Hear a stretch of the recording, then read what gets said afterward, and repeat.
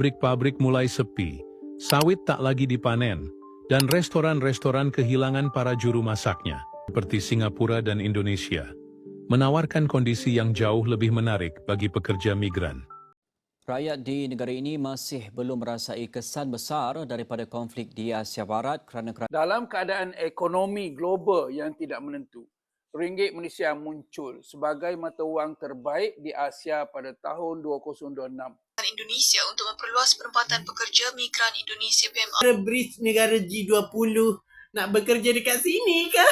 Sekarang ini banyak banget badai PHK di mana-mana, guys. Seharusnya Prabowo bisa menyelesaikan permasalahan PHK tersebut. Bagaimana warga asing tidak memilih Malaysia lagi, lebih memilih untuk bekerja di Singapura dan juga Indonesia. Namun Menteri Pekerja Indonesia mengemis kepada negara Malaysia. Lihat sendiri, sekarang banyak PHK massal yang berada di Indonesia. Gak usah mimpi.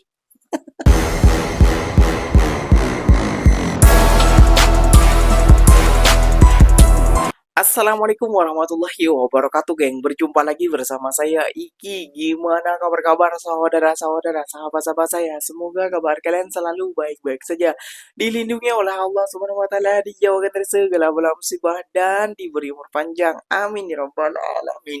Oke, geng, seperti biasanya di video kali ini Ikinya akan nge-reaction beberapa video yang telah di-tag maupun yang telah terjumpa di TikTok. Dan di video kali ini Ikinya akan nge-reaction sebuah video, pernyataan dari YouTuber maupun TikToker Konoha ini, geng, ya, mengada-ngada makin kebelakangan ini, geng. Itu hari tentang penipuan AI untuk menipu warga Malaysia. Sekarang membuat statement pekerja asing tak mau datang lagi ke Malaysia, terancam collab. Kalian sadar gak yang bercakap seperti ini? Warga kita itu hari yang ditolong oleh tentara maritim Malaysia yang tenggelam di tengah laut. Yang tenggelam di tengah laut itu masuk dengan secara haram. Kayak itu untuk bekerja di negara Malaysia. Kayak gitu ya, geng. Sampai bercakap seperti ini, apa yang membuat konten ini tidak malu apa? Kayak gitu. Fikir lain kali, jangan asal membuat konten. Tak nampak mukanya, tidak berani menampakkan mukanya, bercakap seenak jidatnya. Nah, gak usah berlama-lama, tentunya kalian sudah penasaran video apa saja yang akan Ikinya sajikan buat kalian untuk simak bersama-sama, geng. Simak video ini sampai tuntas, biar kita kasih paham para netizen Konoha ini, geng. Gak usah berlama-lama, jom kita simak. Namun sebelum simak, jangan lupa dulu dong, geng. Sokong channel ini dengan cara apa? Subscribe, like, comment, and share-nya. Apa benda silahkan komen ke bawah. Janji jangan bergaduh. Oke, kita simak dulu videonya. Let's go. Malaysia kini berada di ambang krisis besar. Negeri jiran yang selama ini menjadi magnet bagi pekerja asing, kini mendapati dirinya terombang-ambing dalam badai ketidakpastian. Pabrik-pabrik mulai sepi, sawit tak lagi dipanen, dan restoran-restoran kehilangan para juru masaknya. Seperti kapal tanpa nahkoda, Malaysia terancam karam di tengah gelombang kekurangan tenaga kerja. Sepi. Ini direkam waktu bila? Pagi kah atau COVID kah? Mengada-ngada ya, bang, ya. Kadang netizen Konoha membuat berita Indonesia. Anda percaya tak, tanpa orang asing, ekonomi Malaysia akan merosot, terutama sektor pembuatan dan sektor pertanian. Dulu, Malaysia adalah tanah harapan bagi jutaan pekerja asing yang datang dari berbagai penjuru dunia. Dari ladang sawit di Sabah hingga gedung pencakar langit di Kuala Lumpur, mereka adalah tulang punggung pembangunan. Namun kini semuanya berubah. Malaysia tak lagi menjadi pilihan utama dan dampaknya sangat mengerikan. Di sektor perkebunan, tandan-tandan sawit dibiarkan membusuk di pohonnya. Petani lokal kewalahan karena tidak ada lagi tenaga kerja yang bersedia memanen buah emas ini. Harga minyak sawit yang dulu melambung kini justru anjlok, membuat ekonomi Malaysia semakin terpuruk. Suasana panik mulai terasa di kalangan pengusaha. Sementara itu, di sektor konstruksi, proyek-proyek besar terhenti. Gedung-gedung pencakar langit yang seharusnya menjadi simbol kemajuan Malaysia, kini berdiri setengah jadi. Terbengkalai seperti kota mati. Para kontraktor kelimpungan mencari tenaga kerja, tapi hasilnya nihil. Tak ada lagi buruh yang bersedia bekerja dengan bayaran yang semakin tak menarik. Industri restoran dan kuliner pun tak luput dari dampak ini. Warung-warung makan yang dulu ramai kini sepi. Bukan karena kurangnya pelanggan, tetapi karena tak ada lagi juru masak dan pelayan yang bisa dipekerjakan. Para pemilik restoran hanya bisa gigit jari melihat usaha mereka perlahan-lahan gulung tikar. Pemerintah Malaysia pun dibuat kalang kabut. Kebijakan demi kebijakan dikeluarkan untuk menarik kembali para pekerja asing, namun semuanya sia-sia. Negara-negara lain, termasuk tetangga terdekat seperti Singapura dan Indonesia, menawarkan kondisi yang jauh lebih menarik bagi pekerja migran. Malaysia kini seolah ditinggalkan dalam kesunyian. Bukan hanya sektor ekonomi yang terkena imbasnya, tetapi juga sektor sosial. Banyak keluarga di Malaysia yang bergantung pada pekerja rumah tangga asing, kini harus menghadapi kenyataan pahit. Mereka harus mengurus rumah tangga sendiri. Para ibu kota yang terbiasa dengan kenyamanan kini terpaksa turun tangan mencuci, memasak, dan mengasuh anak-anak mereka sendiri. Pemandangan yang sangat langka selama ini. Sektor transportasi juga mengalami kekacauan. Sopir taksi dan pengemudi transportasi daring, yang sebagian besar diisi oleh tenaga kerja asing, kini berkurang drastis.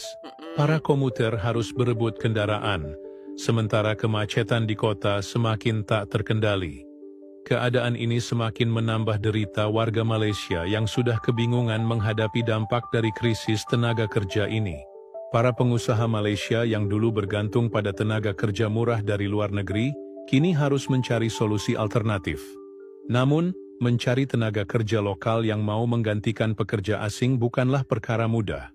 Mayoritas warga Malaysia enggan bekerja di sektor-sektor yang selama ini dikuasai oleh tenaga kerja migran. Mereka lebih memilih pekerjaan kantoran yang nyaman. Bank-bank mulai mengalami peningkatan jumlah kredit macet. Banyak perusahaan yang kesulitan membayar pinjaman mereka karena produksi terhenti. Bursa saham Malaysia pun mulai goyah. Para investor mulai kehilangan kepercayaan. Mata uang ringgit melemah, membuat harga barang-barang impor melonjak tajam. Krisis ini semakin meluas ke berbagai sektor lainnya. Tak hanya ekonomi, citra Malaysia di mata dunia pun mulai menurun. Negara-negara tetangga mulai memandang Malaysia sebagai negara yang gagal mengelola tenaga kerja dan industrinya. Kompetitor di kawasan ASEAN seperti Thailand dan Vietnam, kini melaju pesat meninggalkan Malaysia dalam bayang-bayang ketertinggalan. Orang yang membuat konten ini tidak sadar, geng. Kata dia, geng ya, pekerja asing tak mau datang lagi ke Malaysia, terancam kolab. Lebih pilih ke Singapura dan juga Indonesia. Dia bilang, Indonesia membuka peluang pekerjaan untuk warga asing. Weh, hebat-hebat Indonesia.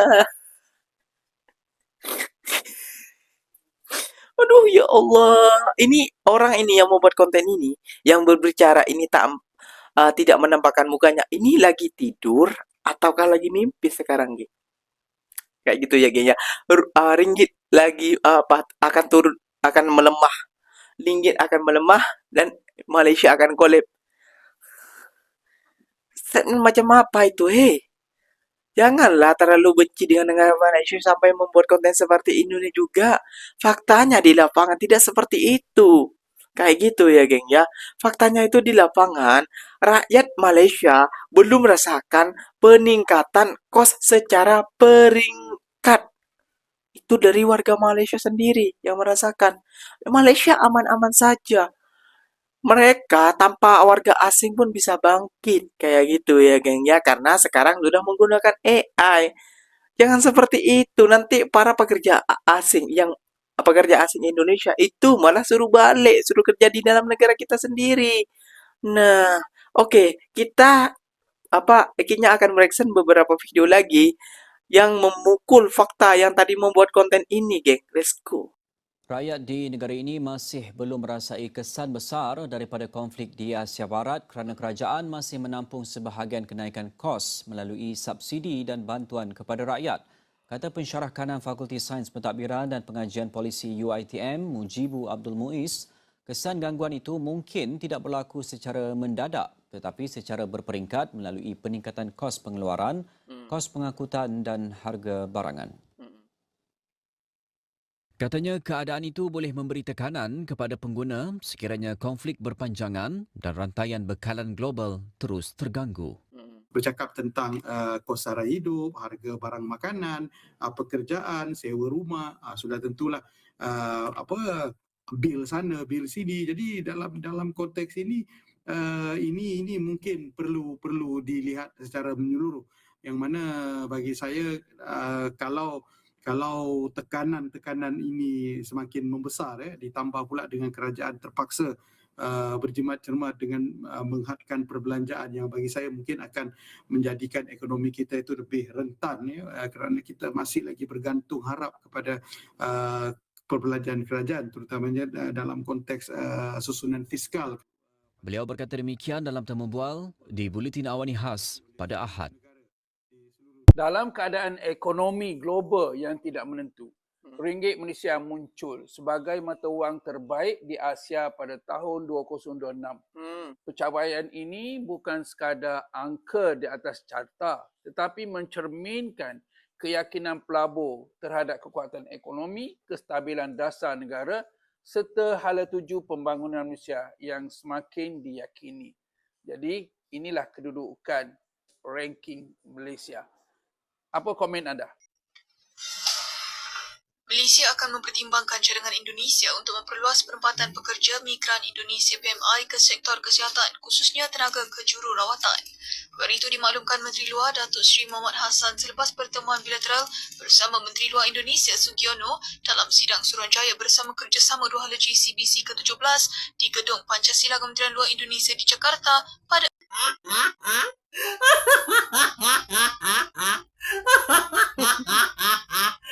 Aduh, negara BRICS, negara G20 nak bekerja dekat sini ke?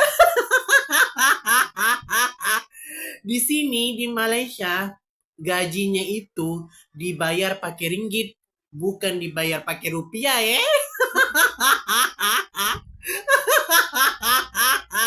Kan di desa Indonesia itu tidak pakai dolar, otomatis tidak pakai ringgit juga kan, tapi pakai rupiah. Sekarang ini banyak banget badai PHK di mana-mana, guys. Seharusnya Prabowo bisa menyelesaikan permasalahan PHK tersebut. Bagaimana dengan cara mengendalikan dolar, ekonomi Indonesia supaya lebih baik dan membuka banyak lapangan pekerjaan. Ternyata ini solusinya bukan menyelesaikan masalah, tapi Prabowo ini meredam masalahnya kayak mana nih? Istana beri sinyal Said Iqbal. Ini ketua Federasi Buruh masuk kabinet terkait buruh dan tenaga kerja. Biar para buruh tidak demo segala macam, yang karena PHK korban segala macam tidak demo, ditariklah kepala Federasi Buruhnya biar gabung ke pemerintahan. Tujuannya apa? Supaya tidak demo. Kayak gitu. Apakah kayak gitu menyelesaikan masalah? Dengan merekrut, membungkam supaya tidak ada, ya karena Pak Prabowo tidak becus mengurus ini, jadi dikasih lagi bagi-bagi jabatan lagi. Capek nggak sih bagi-bagi jabatan mulu buat meredam permasalahannya tidak ujung selesai. Konten kreator Konoha berkata, geng, warga asing tidak memilih Malaysia lagi, lebih memilih untuk bekerja di Singapura dan juga Indonesia. Namun, Menteri Pekerja Indonesia mengemis kepada negara Malaysia. Lihat sendiri, sekarang banyak PHK massal yang berada di Indonesia. Gak usah mimpi. Mimpi seperti itu, cakap besar saja. Waduh. Lihat sendiri tadi ya, geng ya. Geng ya? Kita di Indonesia pekerjaan lagi mengurang, malah mau nampung. Ringgit katanya melemah. Lihat sendiri, ringgit paling mata uang terkuat. Aduh, malu dong. Kita kan G20 ya kan. G20, BRICS, terus apalagi Board of Trade. Nah, itu ya. Kita adalah pergabungan 3 macam. G20, BRICS, terus Board of Trade. Nah, itu yang paling teruk ya, yang paling teruk. Sepatutnya kita bisa dong. Yang ikut-ikut negara itu kan negara maju. Kayak gitu ya, geng ya. Jadi kita maju lah, negara yang patut lah. Warga asing nih banyak yang datang ke Indonesia seperti Rohingya. Oke, yang mungkin videonya sampai di sini saja. Semoga video ini bermanfaat dan semoga kalian suka dengan video-video ini. Terima kasih banyak buat kalian yang telah like, comment, and share-nya. Apa benda silahkan tulis di kolom komentar. Ikinya pamit undur diri dulu. Wassalamualaikum warahmatullahi wabarakatuh, geng. Berjumpa lagi tahu di mana di next video. Bye-bye.